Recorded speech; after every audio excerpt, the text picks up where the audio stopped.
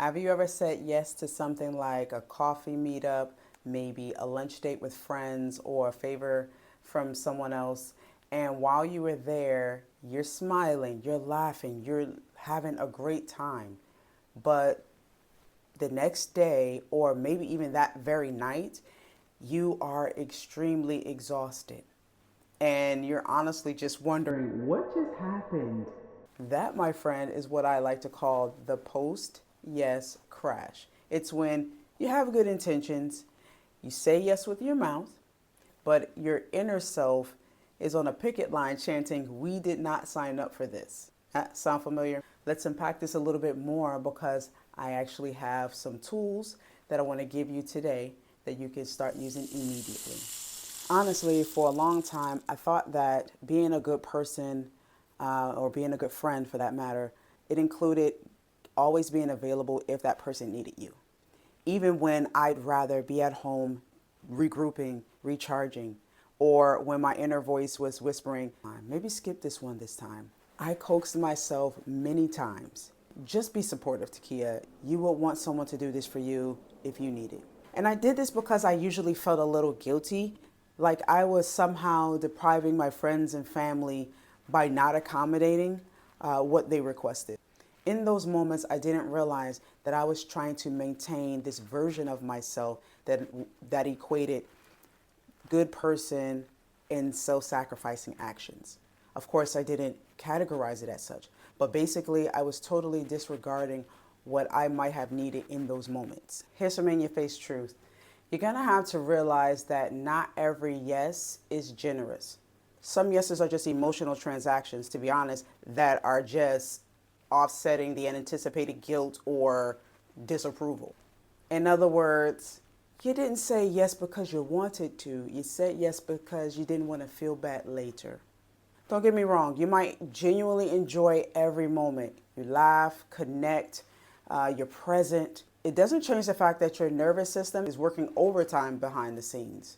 Think of it like a cook during rush hour at the Cheesecake Factory. If you have been there, you know exactly what I mean. Later you come home, you flop on the bed or the couch, and you feel instantly like you ran a marathon in your mind. Or a quiet resentment starts seeping in, and you get that feeling to want to tell anybody close to you or nearby, please don't talk to me for the next couple hours. I'm exhausted. And all of that's your body compensating for a yes it didn't truly agree with. Sometimes your peace whispers no before your mouth can even catch up. The post-yes crash isn't about not liking people or not wanting to be connected with others. It's a signal that you're not in sync with your own energy. Some of you may have been taught to confuse presence with performance, meaning you measure worth with your availability to others. But that inner peace that you seek, it doesn't come from you just being everywhere. It comes from being aligned wherever you are. Here's what I started doing, and you can do this also. Before I say yes, I pause and I ask myself, can I give this moment my real energy and not my leftover energy? If the answer is no, I cannot give it my real energy, then I know that I have to accept that it's not a rejection, but it's me choosing to enforce a boundary and respect my needs fully, not resentfully. So every honest no is clearing a space for a yes that actually nourishes your soul and not leaves you depleted. And I also use a little script that I want you to use as well. So here, there are 3 steps. 1, acknowledge the invite. Okay, show that you care, because you genuinely do usually. 2, state your boundary clearly. No apologizing, no over-explaining.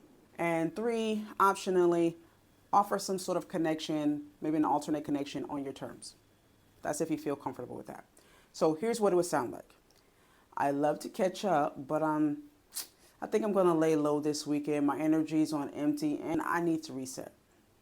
Let's plan maybe next week when I can actually show up and not just be a warm body nodding along. Protecting your energy in these ways is you basically honoring the natural way that God created you to be. For those of you who are introverts, introversion isn't a flaw. It's your design. Just if you're an extrovert, the same thing. It's your design. And when you respect it, you're honoring God's wisdom in how he made you. He created you to thrive and not to run empty for the sake of compensating. So the next time you feel that urge to say yes, remember the post-yes crash. And I want you to ask yourself, am I doing this from connection or compulsion? Is this coming from a space that is already fulfilled and full, or is it coming from a depleted reserve? Your piece is going to tell you the truth faster than any of your people-pleasing tendencies. And if you've been feeling the post-yes crash a lot, I want you to try a free resource I have down below. There's a link, because trust me, your energy deserves to be spent wisely. We are here on this earth once. Let's do the best with what we were given and honor it appropriately. God willing, I'll see you in the next time. And check out this video here next.